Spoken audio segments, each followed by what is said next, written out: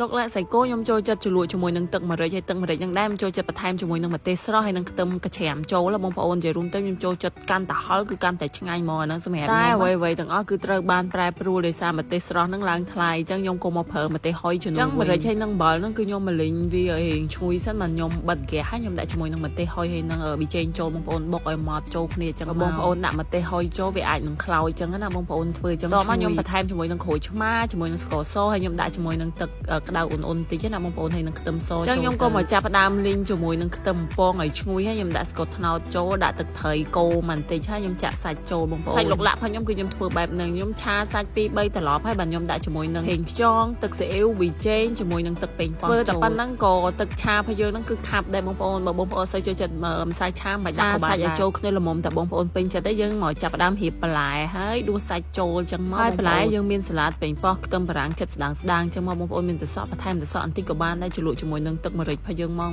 និយាយពីថាជាតិឆ្ងាញ់ណាស់បងប្អូនហើយពេលញ៉ាំបាយជាមួយឡុកឡាក់សាច់គោអញ្ចឹងបើបានហ្គេនស្បឺត្រជាក់មកកំប៉ុងទៅរត់តែឆ្ងាញ់